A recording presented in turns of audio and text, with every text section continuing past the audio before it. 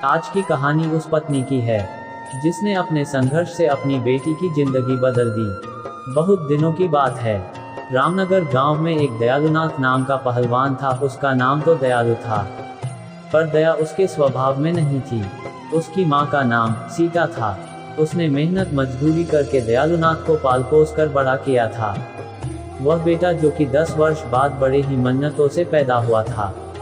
छोटे से ही वह बहुत ही बदमाश था। गांव के सभी बच्चों से हमेशा लड़ता झगड़ता रहता था।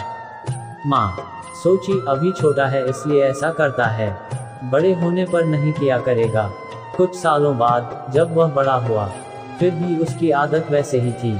और तो और अब वह अपनी माँ की इज्जत भी नहीं किया करता था। फिर भी माँ उसे कुछ नहीं कहती थी। वह उसकी गलतियों को अनदेखा करती थी। सीता को ऐसा लगता था कि वह आज नहीं तो शादी के बाद सुधर जाएगा, लेकिन दयालु नहीं सुधरा। जब वह 20 वर्ष का हो गया तो वह और भी अत्याचारी बन गया। उसकी आदत इतनी बिगड़ गई थी कि वह अब अपनी माँ और पिता पर हाथ उठाने लगा था। 2 साल बाद उसके बूढ़े पिता भी दुनिया से चले गए। माँ अब अकेली रह गई थी। उसे अपने बेटे की चिंता होने लगी थी कि उसकी मृत्यु के बाद उसके बेटे का क्या होगा। उसे खाना बनाकर कौन देगा।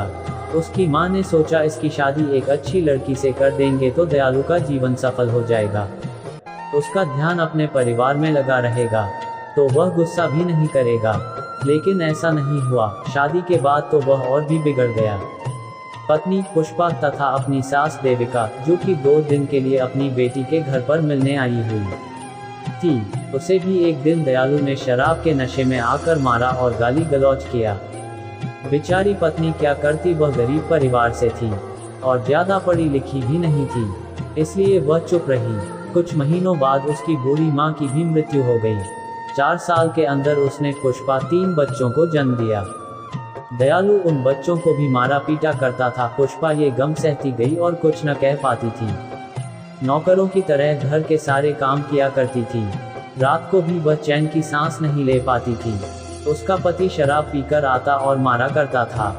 10 साल तक तो बेचारी पुष्पा जैसे तैसे करके कामकाज करती रही और अपने अत्याचारी पति की मार सहती रहती, ताकि उसके बच्चे पढ़ लिख कर अच्छे ऑफिसर बन जाए और वे उनकी माँ की तरह जीवन न जिए। भगवान की कृपा और पुष्पा की मेहनत रंग लाई। जो कॉलेज में पढ़ती थी वह में प्रथम आई। उसकी माँ का सपना पूरा होने लगा था।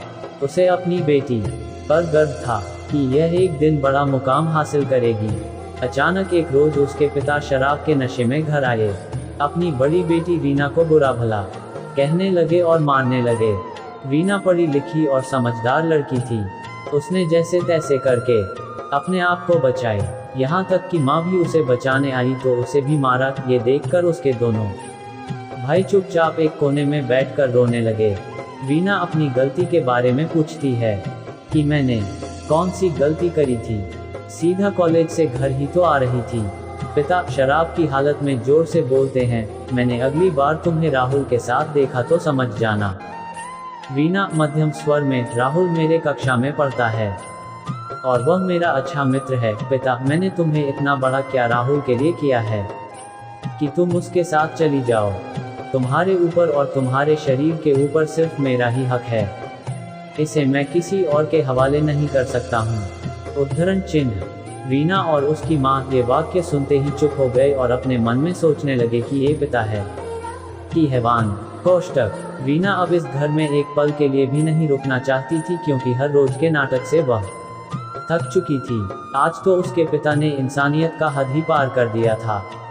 अब उसे पिता नाम से भी घृणा होने लगी थी। आसपास के लोग भी उनकी मदद करने से डरते थे। किसी ने उनकी मदद की तो उसके पिता पड़ोसी लोगों से भी लड़ाई करते थे। लोग उनकी मदद तो करना चाहते तो थे पर कर नहीं पाते थे। उसकी माँ ने उसके लिए इतना संघर्ष किया था, उसे रीना पूरा करना चाहती थी। एक दिन जब उसके पिता घर से किसी काम के लिए 2 दिन के लिए बाहर चले गए थे, तभी पुष्पा ने सोचा यह अच्छा मौका है। रोज रोज के झगड़े से तंग आकर पुष्पा ने रीना की शादी अपने सहेली के बेटे राहुल, जो कि उसके ही कक्षा में पढ़ता था, उससे करा देती है और अपनी बेटी को इस नर्क से निकाल देती है।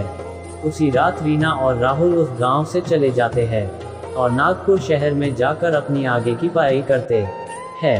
घर पर जब उसके पिता को ये बात पता चलती है तो हमेशा की तरह फिर से लड़ाई होती है, लेकिन आज के इस लड़ाई से पुष्पा को बहुत सुख सा लग रहा था। समय बीतता गया। जल्द ही रीना वकील बन गई। उसने अपनी मां पुष्पा को उस नर्क से आज़ादी दिलाई और अपनी मां सहित दोनों छोटे भाइयों को अपने साथ अपने घर में रखकर अच्छे तरह से पढ़ा लिखा रही है। आज वे सब एक सम्मान का जीवन व्यतीत कर रहे हैं और उनके पिता अब अकेले रह गए। पता नहीं कौन उनको खाना देता होगा, कैसे रह रहे होंगे। कहानी अच्छी लगी हो तो लाइक और सब्सक्राइब करिए।